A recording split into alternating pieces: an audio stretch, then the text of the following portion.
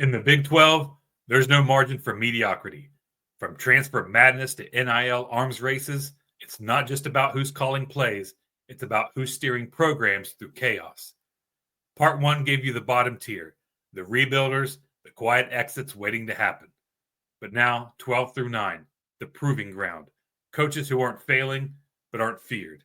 Men caught between potential and pressure, each with a story that's harder to rank than it is to ignore.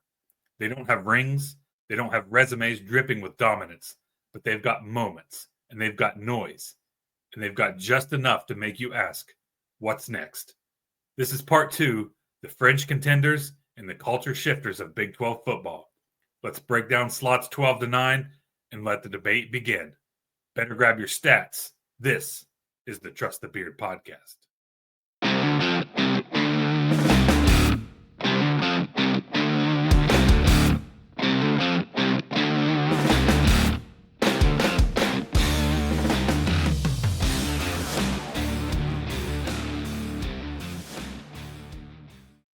Fellow Mountaineers, you've made it to another edition of the Trust the Beard podcast. But before we get started, we're going to do a little house cleaning, some error clarifications from the last episode. I did have Dave Aranda on the graphic there as having a 1-3 bowl record. It's actually 1-2, so he's had 3 bowl appearances and only 1 win. Went back and fact-checked myself, checked the spreadsheet. All that information was okay. It was just a typo on my part. It didn't really change his ranking. But upcoming in this episode, some things that were caught in post-production, kind of didn't have time to re-record, but the number 10 coach that I rank, I have his win percentage overall as .590. It's actually .690, and more specifically, it's actually .689, so just a typo on my part as well. And I refer to his success as the sub-FCS, but what I mean is sub-G5. I'm referring to the success he had at the FCS level. And then on coach number 9, in the graphic there, when it shows the number and the name and the school he's at on the graphic, it says number 10. I actually mean number 9. So again, just a typo on my part. It's a lot of work I put into this, so it's kind of hard to have to re-record everything. I am a one-man show. I do all the script, the recording, the editing, everything. So sometimes things fall through the cracks. But before we get started, I do have my favorite mug with Folgers Black Silk ready to go. It's a beautiful day in the Mountain State today. It's going to be a hot one, so be very careful out there. Without further ado, let's go ahead and get started with coach number 12. Number 12, Scott Satterfield, Cincinnati Bearcats. Satterfield is the steady hand that builds a decent floor without ever touching the ceiling. After 12 seasons, his 84-64 record lands him at a respectable .567 win percentage. It's a career stitched together from 3 separate stops, each telling a different story. At Appalachian State, he was the title machine, 3 straight Sun Belt championships, 51 wins, and a Coach of the Year award. He built something real, something repeatable. Then came Louisville, where he went 25-24 with flashes of potential and 1 ACC Coach of the Year honor, but he left without a single final AP ranking. Now he's at Cincinnati, hoping to stabilize the program fresh off playoff fumes. And so far, mediocre returns and no top 25 finish. Still, there's something to say for his postseason chops. He owns a 4-1 bowl record, ranking him 3rd in the postseason win percentage across the Big 12 coaching field. He's not going to tank the program, but if you want AP votes and you want playoff buzz, he hasn't shown he can deliver that at the Power 5 level. Is he safe? Yes. Is he transformational? Not yet. But in today's Big 12, where the momentum changes week to week, Satterfield feels more like a placeholder than a pace setter. Now, when he was hired, personally, I didn't think it was a very good hire. He did have success at Appalachian State, but once he moved on to Louisville, he kind of plateaued. So I'm not exactly sure what Cincinnati saw in him as the program builder at this level, but who am I to argue? Personally, I don't think he will get Cincinnati back to the level they were with Luke Fickell, where they were contending for the playoffs, especially now with the open field with 12, maybe 14 or 16 playoff teams in the future. I just don't see it out of him. I think maybe he can kind of be like the Neil Brown, where you do have success at the lower level, but it doesn't translate, to the power 4, power 5 level. And the margin for error is much slimmer as you climb the ladder. And, much like Neil Brown, his culture and his scheme and all that thing and all that stuff, it just doesn't seem to translate to a higher level. Now, could he rebuild Cincinnati into a Big 12 contender? Very well. I've been wrong before about these things, but personally, I just don't see it. But anyway, we're going to move on to number 11. Number 11, Joey McGuire, Texas Tech Red Raiders. In Lubbock, Texas, the wind doesn't just howl, it echoes with the restless ambition of a program chasing relevance. Since the days of Mike Leach, Texas Tech hasn't sniffed a year-end AP ranking. But with Joey McGuire, his reign just might break the drought. McGuire's record over 3 seasons is 23-16, with a respectable .590 win percentage. But stats alone don't capture what's brewing in West Texas. McGuire didn't inherit prestige. He inherited a restless program with money, momentum, and a fan base starved for validation. He has 16 Big 12 wins in just 3 seasons. It's elite company. He ranks 5th among Big 12 coaches over that stretch and 6th in the 3-year conference win percentage at .592. For a school that's long lived in the shadow of Austin, Waco, and even Fort Worth, McGuire's flipped the script and fast. He's 2-1 in bowl games with wins over Ole Miss and Cal, which showcase grit, defensive identity, and that's something that Tech hasn't leaned on in years. But the road isn't without gaps. Just 3 wins against the final AP top 25 opponents, still no final AP rankings, and no conference titles. Yet. Still, those numbers live next to a bigger truth. This isn't the same Texas Tech. Under McGuire, Tech has leaned into its NIL war chest and built a roster designed to own the state. The goal? Reign over Texas and plant that Red Raider flag where it hasn't waved since Leach's heyday. Every year under McGuire, the culture tightens, the roster sharpens, and the scoreboard speaks louder. His highest coaching metric, conference wins. It's proof of progress, proof that Joey McGuire isn't chasing respect. He's earning it game by game. So where does he land in the Big 12 hierarchy? He's a rising star with a full tank of momentum. He doesn't have the rings. He doesn't have the rankings, but he's got the fan base, the funding, and the formula.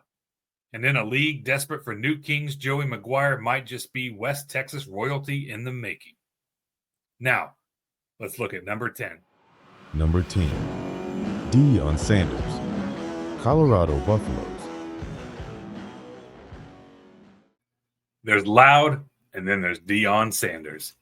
But behind the flash, behind the sunglasses and the sound bites, lies a deeper truth. Coach Prime gets results. And to the dismay of traditionalists, he isn't going anywhere. In just 5 seasons as a head coach, Sanders owns a 40-18 record, a strong .690 win percentage. That ranks 3rd among current Big 12 coaches. And his first chapter unfolded at Jackson State, where he didn't just elevate the program, he revolutionized it.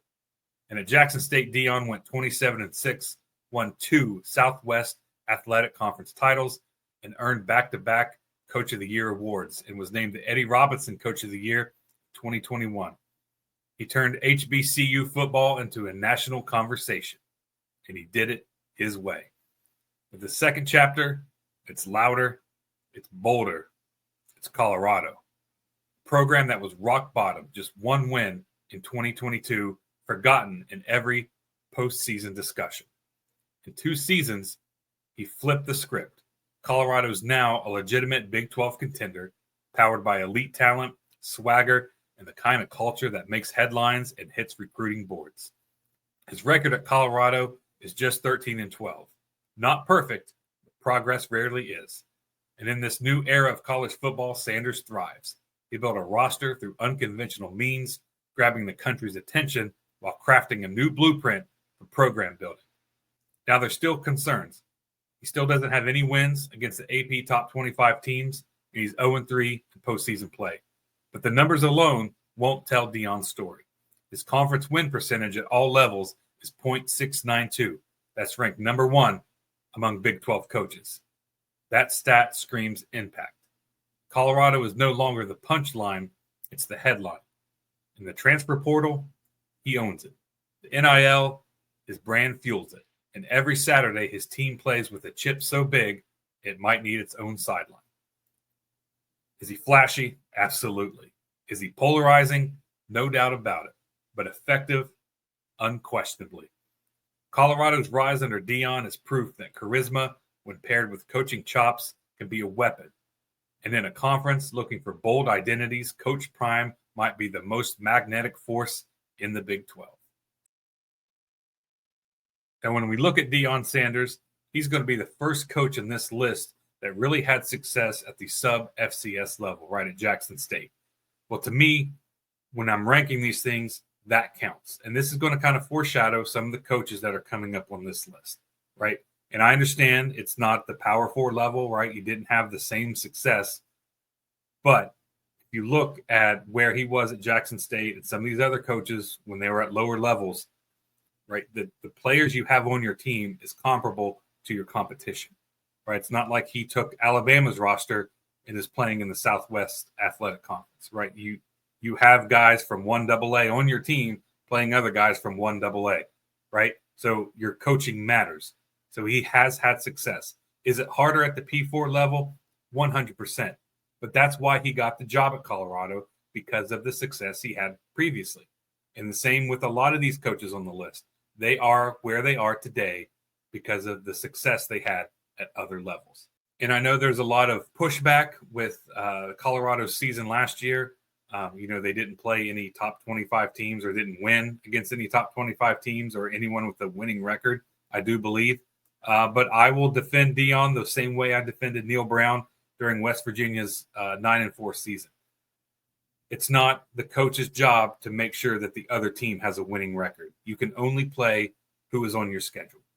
And from taking Colorado to a one-win team to fighting for a Big 12 title in 2 seasons, that's pretty remarkable. And that's why he lands at number 10. Now, let's look at number 9.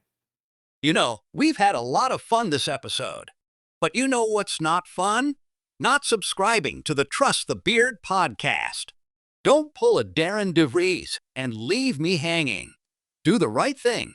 Hit that subscribe button. Like this episode. And share it with every couch-burning buddy in Mountaineer Nation. And make sure to follow me on Facebook, X, and Instagram at Earbeard. Number 9. Kalani Sitake, BYU Cougars. In the analytics conversation, Kalani Sitake doesn't always headline the splash plays. He doesn't coach in a blue blood zip code, and his trophy case may be light, but what he's accomplished at BYU is nothing short of impressive. Sitake enters year 10 with a 72-43 record, stamping a .626 win percentage that ranks 4th among Big 12 coaches. But the numbers only begin to tell the story. BYU isn't an easy job. Just ask former quarterback Jake Retzlaff. The academic standards, honor code limitations, and recruiting restrictions create headwinds most coaches never face. And yet, Sitake has built consistency around them. During his tenure at BYU from 2016 to 2022, BYU operated as an independent. So no conference home, no guaranteed bowl tie-ins, no league-based prestige to lean on. And still, he delivered 2 AP Top 25 finishes in 2020 and 2021. That included a stretch where BYU was a legitimate threat to crash the New Year's Six. He's posted 7 victories against the AP Top 25 opponents, proving his teams don't shrink under the spotlight. And while he hasn't claimed a conference championship, he's quietly become one of the most consistent winners in the sport. No coach on this list has done more with fewer built-in advantages. And now that BYU's entered the Big 12, the metrics shift. But Sitake's identity remains. He wins games, plain and simple. He's not flashy. He's not loud. But his teams are often tougher, sharper, and more prepared than programs with twice the resources. That's a coaching trait, not an accident. So where does he fit? He's a winner built for adversity. And in a Big 12 now run by NIL battles and realignment chaos, Sitake might be the quiet ace you never saw coming. So there we have it, 12 through 9, coaches who live on the fault line. Not bottom feeders, not giants, but the ones who make Saturdays unpredictable. They've tasted momentum, but haven't mastered it. They stir hope, but they haven't sealed the legacy. And that's what makes this tier dangerous. One recruiting class, one upset, one season away from flipping the script or watching it crumble. Now here's the big question. How'd I do? Drop a comment and let me know if you agree, disagree, think I left someone way too high or way too low. But if you thought that was tense, just wait. Next up is 8 through 5, where the pressure meets pedigree. Coaches with bigger brands, bigger targets, bigger stakes. This is where good programs expect greatness and excuses expire quickly. Remember, subscribe to this podcast, like the episode, follow me on social media at Earbeard for more gold and blue Big 12 college football content. This has been the Trust the Beard podcast. Remember, hype fades, stats speak. Goodbye, God bless, go Ears.